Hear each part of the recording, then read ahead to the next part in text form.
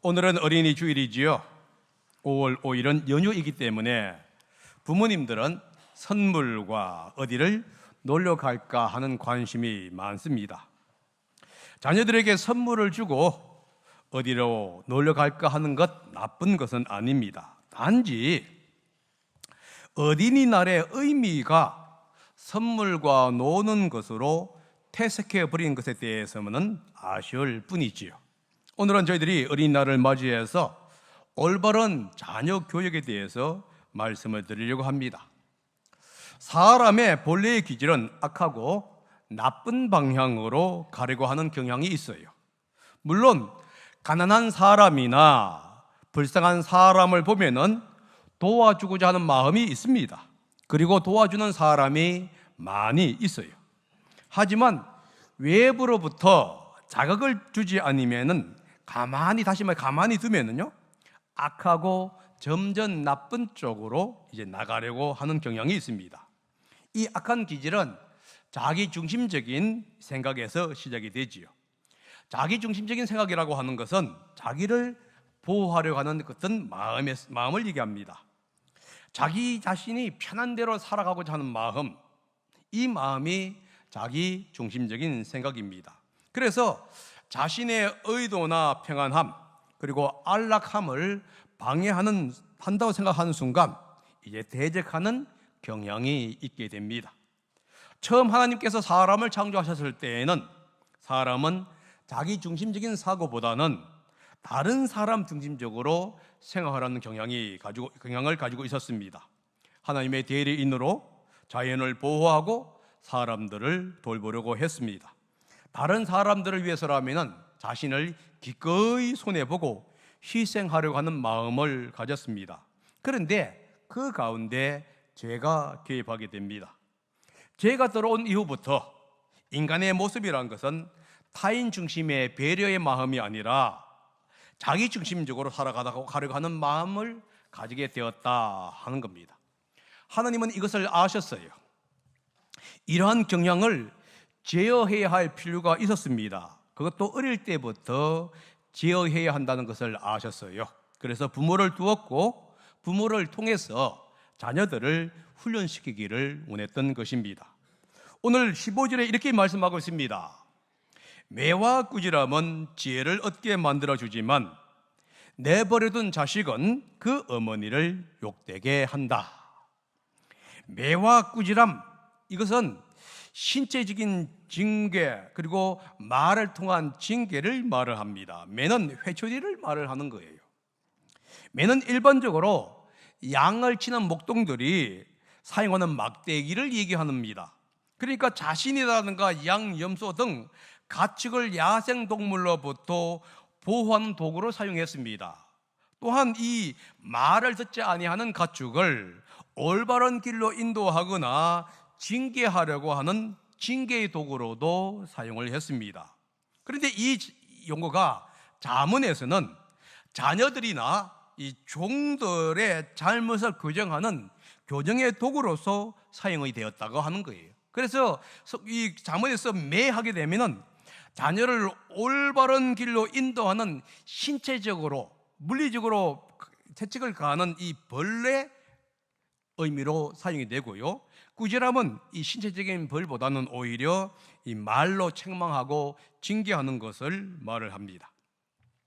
부모들은 자녀들이 잘못을 했을 때에 회초리나 혹은 말로 책망하고 훈계를 해야 한다는 겁니다. 요즘에 자녀들에서 훈계를 하거나 매를 대는 것에 대해서 상당히 부정적입니다. 매나 훈계를 하면은 부부가 마치 억압자로서 표현이 되고 자녀는 피억압자로서 매도해 버리는 경향이 있습니다. 이러한 현상은 매스컴의 악영향 때문이라고 얘기할 수가 있지요. 매스컴은 매를 대는 것을 가리켜서 가족 폭력이다 이렇게 이제 인식을 주고 있기 때문에 그렇습니다. 그러면 왜 이 매체가 매가 가정 폭력이라고 하는 인식을 갖게 만들었냐 하는 겁니다. 그것은 매를 잘못 사용했기 때문에 그래요. 일반적으로 부모들이 이 자녀들에게 매를 댈 때, 해초리를 뗄 때 언제 하느냐? 화가 폭발했을 때, 아니면 분노가 폭발했을 때 이제 매를 드는 경향이 있어요. 그리고 화가 폭발하다 보니까 자녀들에게 욕설을 퍼부으면서 책망하거나 과도한 매질을 하다 보니까 이런 인식을 가지게 되었다 하는 겁니다. 그런데 성경 어디에서도 자녀를 훈계할 때에 화를 품거나 분노를 폭발할 때에 자녀를 훈계하라 한 얘기가 없어요. 이게 바로 우리가 갖고 있는 잘못된 매 아니면 이 훈계의 사고시였던 거예요. 우리가 하나님의 말씀을 따르는 것이 아니라 자기의 분노와 자기의 화, 그러니까 자기 중심적인 생각으로 따랐기 때문에 문제가 되어버린 겁니다. 여러분, 분노나 미워하는 마음, 자녀들을 상처를 입히려고 하는 마음을 가지고 여러분 채찍을 한다든가 말로 징계하면 안 됩니다. 성경은 그것을 갖고 훈계, 처벌이라고 얘기하지 않는다는 거예요. 그것을 가르쳐서 뭐라고 하냐면 자기 감정의 표출, 분노의 표출이라고 얘기한다는 거예요. 그러면은 성경이 말을 하고 있는 책망과 징계는 뭐냐? 사랑하는 마음, 자녀들이 올바로 성장하기를 바라는 마음에서 하는 것을 말을 합니다. 왜냐하면 하나님은 우리를 징계하고 훈련했을 때 사랑하는 마음, 올바른 길을 가고자 하는 마음으로 우리를 징계하기 때문에 그렇습니다. 잠언 3장 11절과 12절에 백성을 징계하시는 이 하나님의 마음을 이렇게 표현하고 있는데요. 한번 읽어보겠습니다. 시작. 아이들아, 주님의 훈계를 거부하지 말고 그의 책망을 싫어하지 말아라. 주님은 당신이 살아가신 사람을 꾸짖으시니 마치 귀여워하는 아들을 꾸짖는 아버지와 같으시다. 자녀들에게 이렇게 얘기하지요.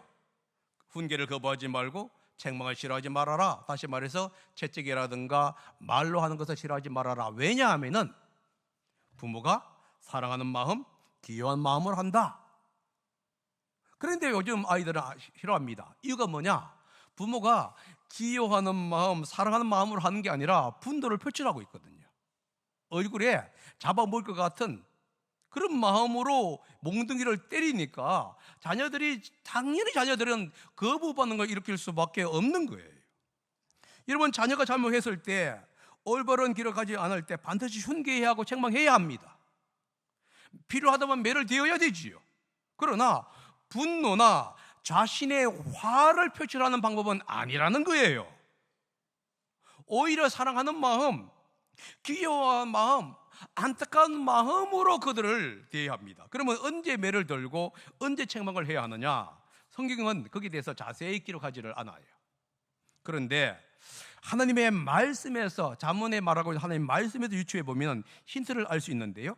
자녀들을 징계하고 책망하려 할 때 화가 났을 때는 하지 않아야 한다는 거예요. 이게 어려워요. 그죠? 화를 가라앉힌 후에 징계나 책망을 하여야 한다는 겁니다. 우리들이 자녀들을 징계할 때에 화가 났을 때 합니다. 화가 났을 때 하게 되면은 감정 조절에 실패를 하게 되지요. 감정 조절에 실패를 하는 순간 매를 들거나 아니면 말로 훈계를 할 때에 과도한 매로 혹은 이 사용하지 말아야 언어로 변질되어 버리는 거예요. 그러다 보게 되면 훈계가 아니라 그것은 자기의 분노의 폭발이 되어 버립니다. 그래서 훈계는 감정 조절을 한 후에 해야 하는 겁니다. 경험상으로 이것은 이 성경적인 절대적인 기준은 아닙니다. 저의 경험으로 볼 때 매를 들어서 훈계를 할 때는 자녀들이 판단할 수 있는 능력이 약할 때 사용하는 것이 좋을 것 같아요. 아이들이 어릴 때 자기 고집대로 하려고 합니다. 무조건 땡깡을 부르고요, 자기 마음대로 하지요. 이럴 경우에 말을 해도 아이들이 말을 이해를 못해요. 그럴 때는 뭐냐? 매를 들어야 됩니다. 매를. 제가 우리 딸이 어릴 때였어요. 그런데 친구 집에 놀러 갔는데 안 오려고 하는 거예요. 울고 난리를 피고 재밌는 건 이해갑니다. 그래서 제가 이것을 어떻게 교훈시킬까 하고는 내가 친구한테 미안하다, 내가 신뢰를 좀 해야겠다. 그리고 우리 딸을 그 친구의 집 방으로 데리고 왔습니다. 그리고 호철이를 달라고 해서 호철이로 따끔하게 혼을 냈습니다. 그 다음부터 딸이 어디 가든지 아무리 재밌다 할지라도 이제는 갈 때가 됐다 하게 되면은 순수하게 노는 것을 포기하고 오는 것을 보았어요. 여러분, 그런데 자녀들이 말을 알아들을 수 있는 나이나 연령이 되었다면은 매보다는 언어로 훈계하는 것이 더 효과가 있습니다. 자녀들이 잘못했을 때 말로 가르쳐야 되죠. 그런데 자녀들은 잘못 자주 잊어버리는 이 경향이 있습니다.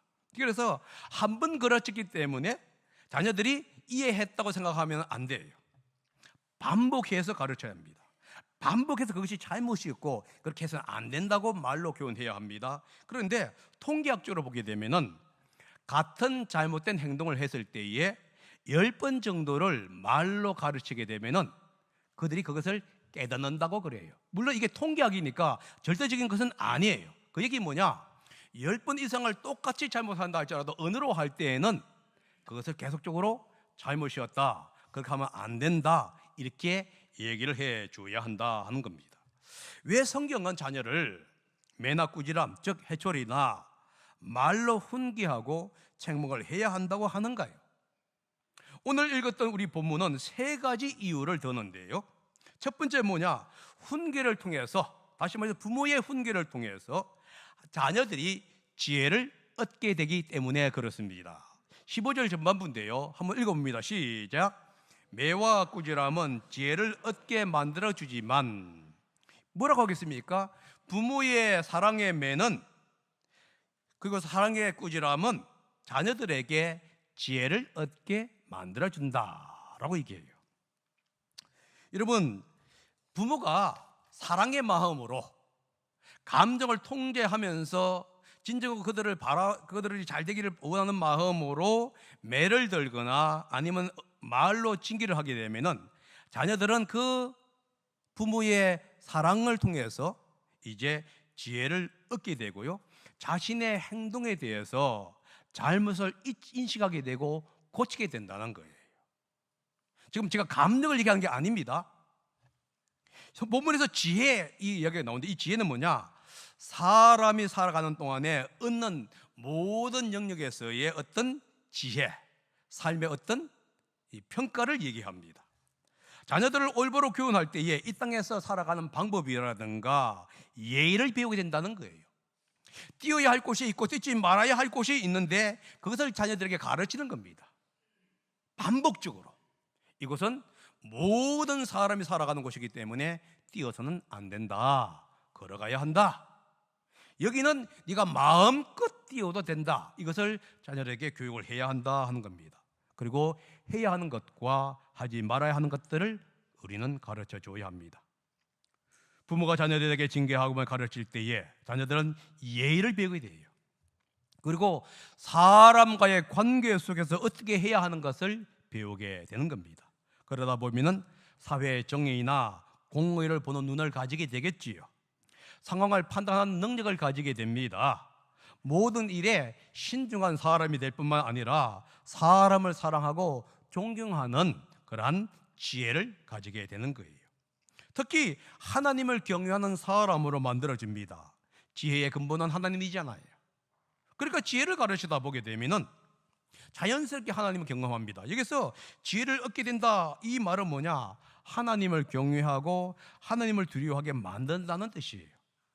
부모가 분노가 아니라 자기 감정에 폭발해서 하는 것이 아니라 정말로 하나님의 마음으로, 사랑하는 마음으로 자녀들을 가르칠 때에 자녀들은 그 아버지나 부모님의 모습을 보면서 참된 신앙인이 무엇인지 이걸 배우게 되는 거예요.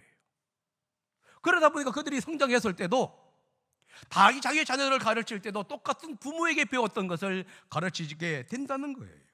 그러니까 부모들이 적절하게 자녀들을 교훈계할 때에 이런 복이 임하는 거예요. 자녀를 사랑하기 때문에 훈계해야 합니다. 자녀를 사랑하기 때문에 책망을 해야 하는 거예요. 정말로 자녀를 사랑한다면은 훈계하고 책망하는 일에 게을러서는 안 되고 귀찮아해서도 안 된다는 거예요. 자녀를 사랑하고 자녀가 잘 되기를 바란다면은 부모는 부모의 도리를 해야만 하는 거예요. 그런데 여러분, 자녀 교육은 다른 사람에게 맡기는 것이 아닙니다. 목사에게 맡기고 사역자에게 맡기고 선생님들에게 맡기는 것이 아니라는 것을 기억해야 합니다. 이들의 책임이 없다, 이 말은 아니에요. 그러나 자녀 교육의 일차적인 책임은 부모에게 있다는 사실을 기억해야만 하는 겁니다. 성경은 부모에게 자녀 교육의 책임을 맡겼습니다. 우리 주일을 맞이해서 부모들은 자신의 책임을 통감해야 할 필요가 있다 하는 겁니다.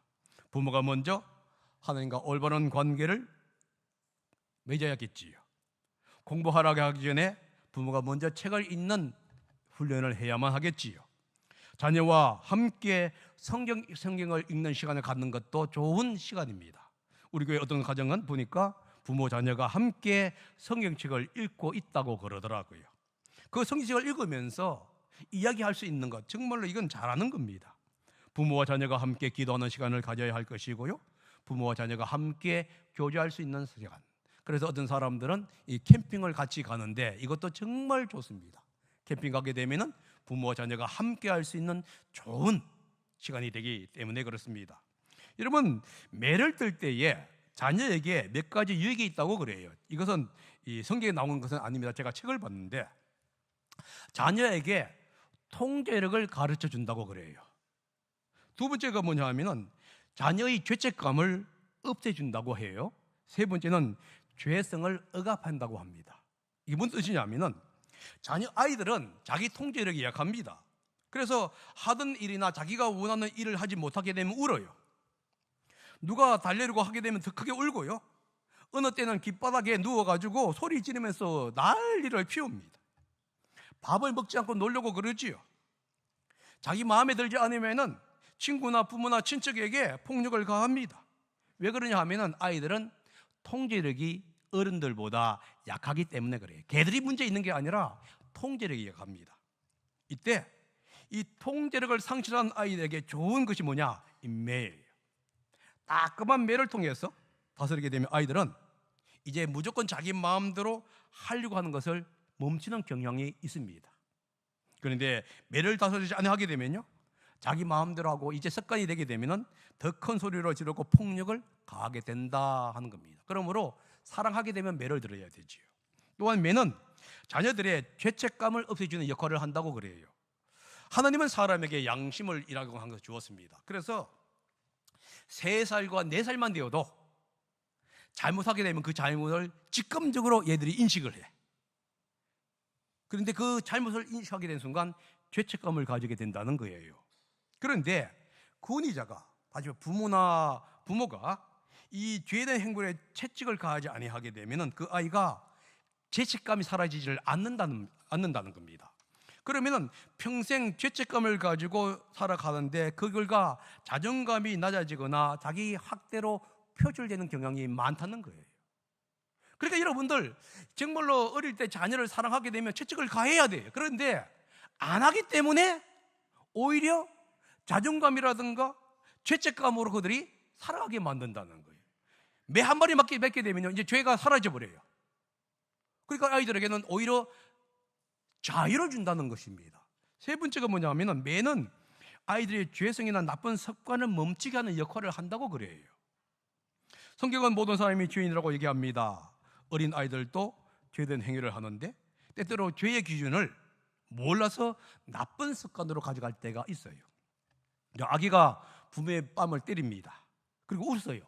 이거 뭐냐 하면은 이 뺨을 때릴 때, 딱 때릴 때 소리가 나니까 이 소리가 웃긴 그런가 합니다. 그래서 웃는 거예요. 그러니까 아빠를 때리는 거, 부모를 때리는 게 그게 좋은 게 아니라 소리가 나게 우는 겁니다. 이걸 가만히 두게 되면요, 습관이 돼요. 나중에는요, 노부모가 되었을 때 자녀가 부모를 때려요. 그럴 때 따끔하게 매를 들고 훈련을 시킨 겁니다. 그것은 잘못된 것이야. 그렇게 되면은 자녀는 이런 훈련을 통해서 죄성이라든가 나쁜 습관을 멈추게 되는 것이에요. 두 번째, 자녀 교육을 할 때에 부모는 부끄러움을 당하지 않는다라고 얘기합니다. 15절 하반절인데요, 읽어보겠습니다. 시작. 내버려둔 자식은 그 어머니를 욕되게 한다. 내버려둔 자식, 뭘 얘기하겠죠? 징계하지 않는 자식, 이런 뜻이에요. 매를 들지 않거나 언어로 그들을 훈계하지 않은 자식, 이런 뜻입니다. 부모가 자식을 밖으로 내보내는 것을 말을 하는 거예요. 다시 말해서 자녀가 잘못했을 때에 따끔하게 징계를 받아야 하는데 징계를 받지 않도록 도망가게 만드는 현상들, 요걸 얘기하는 겁니다. 결국은 자녀를 훈계하지 않는 것은 뭐냐? 부모가 자식들을 내보내는 것과 같은 것이 되어버려요. 보내버린 자식은 책망을 피할 수는 있지만은 어머니를 욕되게 하게 한다는 거예요. 욕되게 한다는 얘기가 뭐죠? 창피를 당하게 한다는 겁니다. 공개적으로 모욕을 당하거나 곤혹스러운 상황에 처할 수 있게 되는 것을 얘기합니다. 밖으로 나간 자녀들은 무분별한 행동을 하거나 비도덕적인 행동을 함으로 인해서 부모가 부끄러움을 당하도록 한다는 것이지요. 가정에서 훈련을 받아야 합니다. 그런데 가정에서 훈련을 받지 못하게 되면 어떻게 되냐? 밖에서 훈련을 받을 수 있는 게 아니지요. 그럼 결국은 밖에서는 뭘 배우겠습니까? 자기 마음대로 하는 것을, 나쁜 것을 배우게 되다 보니까 자연스럽게 부모가 욕을 얻어먹게 되는 것이지요. 여러분, 자녀를 징계할 때 부모가 서로 협력해야 합니다. 남편이 자녀에게 이제 순종을 가르치기 위해서 훈계를 하면 아내가 뭐냐? 그 순종 훈련을 가로막는 경우가 많이 있어요. 아빠가 자녀를 훈계하면 엄마는 사랑하는 자녀가 크게 잘못한 것도 없는데 왜 애를 때리냐고 이렇게 얘기합니다. 그러면 아빠는 훈계하지 않아도 되는데 훈계한 것으로 간주가 되어버리지요. 그렇게 되면 아빠는 벌 주는 사람, 엄마는 보호하는 사람으로 인식이 되겠지요. 그러면 가정의 질서는 깨어지게 되고 자녀 교육은 어려워지는 것이에요. 아내는 마음이 아프지만 남편의 훈계할 때에 편을 들어주어야 합니다. 여성은 감성적이기 때문에 관계에 도움은 되지만은 가정의 질서를 깨뜨리는 일을 종종 한다는 것도 사실이에요. 여러분은 부인하더라도 사실입니다. 이것은 우리 집에서도 마찬가지로 일어납니다. 여러분, 자녀를 할 때 부부가 협력해야 돼요. 만약에 아내가 자녀를 훈계할 때 아버지는 아내의 편을 들어주어야 합니다. 왜냐하면 그래야만이 올바른 자녀 훈계가 이루어지기 때문에 그렇습니다. 성경은 자녀의 잘못을 징계하지도 않고 책망하지 않아서 부끄러움을 당한 사람을 얘기하는데요, 엘리 제사장입니다. 엘리 제사장의 아들들은 행실이 나빴습니다. 하나님께 제사 드릴 때에 지켜야 할 규정이 있었지만 그것을 무시했습니다. 오히려 제사 드리는 제물을 하나님보다 먼저 취했지요. 그래서 백성들이 이렇게 얘기합니다. 하나님께 제사 드린 후에 당신의 목을 주겠습니다. 그러니까 아들들이 뭐하냐? 아니다, 먼저 주어라. 나는 삶은 고기는 싫고 날고기를 원한다 하면서 먼저 뺏어간 거예요. 회막에서 일하는 여인들과 동침하는 죄를 저지릅니다. 그런데 이런 악행의 소식을 들었을 때 엘리는 점잖게 얘기하는 거예요. 책망하거나 징계를 해서 올바른 길로 가도록 해야만 했는데 그렇게 하지 않았어요. 그러자 하나님은 하나님의 사람을 통해서 엘리에게 경고를 합니다. 그것이 어디에 있느냐? 사무엘상 2장 29절입니다. 한번 읽어봅니다. 시작. 그런데 너희는 어찌하여 나의 저수에서 나에게 바치라고 명한 나의 제물과 예물을 멸시하느냐? 어찌하여 너는 나보다 내 자식들을 더 소중히 여기요? 나의 백성 이스라엘이 나에게 바친 모든 제물 가운데서 가장 좋은 것들만 골라다가 스스로 살찌도록 하느냐?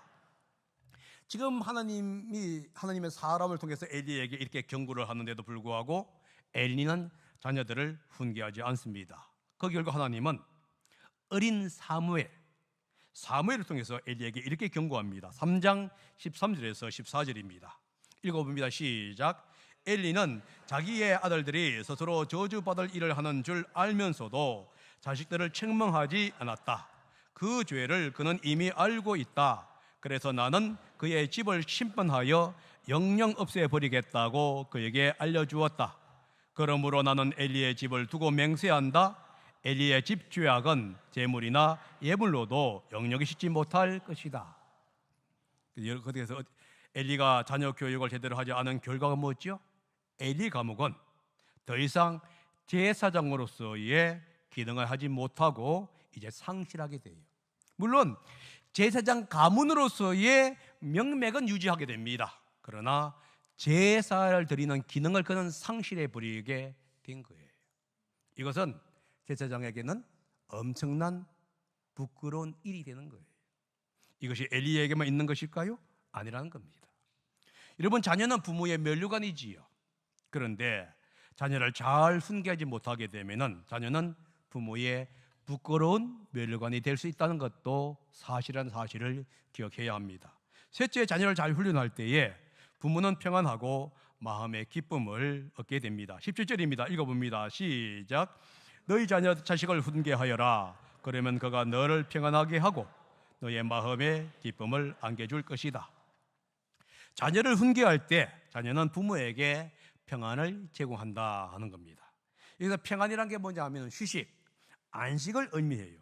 그러니까 자녀를 적절하게 훈계를 했을 때에 부모는 심리적으로 안정을 얻게 되고 영적으로도 안정을 얻게 된다, 이 얘기를 하고 있는 겁니다. 잘 훈련된 자녀는 부모에게 정신적으로 심리적으로 편안한 쉼을 주는 거예요. 자녀가 잘못되었을 때에 부모는 마음은 놓지 못합니다. 끊임없이 고통 속에 있는 거예요. 특히 자녀들이 믿음에 떠났을 때 부모들은 언제나 안절부절할 수밖에 없는 거예요. 그러나 훈계 속에서 주님과 동행하는 자녀를 볼 때에 마음의 평안을 얻게 되고요, 그것을 통해서 위로를 받게 되겠지요. 그리고 하나님께서 자녀와 함께하며 자녀의 모든 문제를 책임진다 하는 그 마음 때문에 쉼을 얻게 되는 거예요. 여러분, 젊었을 때는 내가 얼마나 잘났느냐 여기에 의해서 평가를 받게 되는데 이제 40이 넘어서 50대, 60대 가게 되면 자녀 때문에 어깨가 올라가고 자녀 때문에 내려옵니다.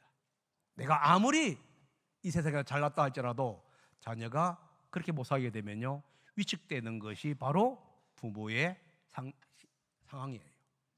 그런데 내가 아무리 못났다 할지라도 자녀가 잘 되게 되면요, 자기 구슬을 하게 되면요, 부모는 담대해질 수가 있는 겁니다. 이게 바로 쉼이라고 하는 것이지요. 그 결과 뭐가 됐죠? 마음의 기쁨을 줍니다. 성경에 이렇게 있죠. 마음의 기쁨을 준다. 이게 뭐냐면 숨을 쉰다는 뜻이에요. 이 기쁨이라는 용사가 생명 혹은 영혼을 의미하는 네페시입니다. 그러니까 자녀를 훈계를 잘 하게 되면 부모는 영혼의 안식을 누린다, 이런 뜻이에요. 부모의 영혼에 만족감을 주고요, 그 부모의 영혼이 안식, 쉼을 누리게 하는 것이 뭐냐? 자녀 훈련이 잘 되었을 때예요. 자녀에 대한 염려와 걱정은 정신적으로 그리고 신체적으로 스트레스를 받게 합니다. 그런데 적절한 훈계를 통해서 훈련받은 자녀는 부모에게 그 스트레스로부터 해방되게 만들어주겠지요. 이 모든 것이 뭡니까? 바로 자녀를 잘 훈련했을 때 주어지는 축복이다 하는 겁니다. 여러분, 자녀는 회초리로 혹은 말로 징계하며 훈련을 해야 합니다. 그 결과는 자녀에게도 그리고 부모에게도 유익이 돌아오는데요, 자녀는 삶의 지혜를 배우게 되지요. 반면에 부모는요, 부끄러움을 당하지 아니하고 마음의 평안, 마음의 안식을 얻게 됩니다. 그러나 여러분, 그렇기 때문에 자녀를 교육할 때에 자기의 감정이나 자기의 감정 조절을 실패하게 되면 안 돼요. 실패한 상태에서 자녀를 교육하게 되면요, 오히려 해를 끼치는 경우가 더 많기 때문에 그렇습니다. 감정 개입을 없앨 수는 없어요. 왜냐하면 우리는 연약한 존재입니다. 그러나 최대한 감정을 배제해야 합니다. 그렇게 하려면 우리의 힘으로 안 되겠지요. 주님께 기도해야 되고 주님의 능력과 지혜를 우리는 구해야만 하는 거예요. 그리고 내가 감정이 났을 때 주님, 내가 훈계하지 않도록 나를 도와주십시오. 그리고 나의 감정이 조절되었을 때 그 자녀와 만나서 정말 네가 이렇게 잘못했는데 매를 맞아야겠지, 몇 번 맞아야겠냐, 혹은 배가 필요 없으면 말로서 네가 잘못했지 않느냐, 그러므로 네가 여기에 대해서 회개를 해야 한다, 이렇게 얘기할 수 있는 부모가 된다면요, 주님께서 우리에게 부탁하셨던 자녀 교육은 잘 이뤄갈 겁니다. 그러므로 최대한 감정을 줄이시고 하나님의 방법대로 징계하시는 부모님이 되시기를 예수님의 이름으로 축복합니다. 기도하겠습니다. 사랑의 아버지 감사합니다.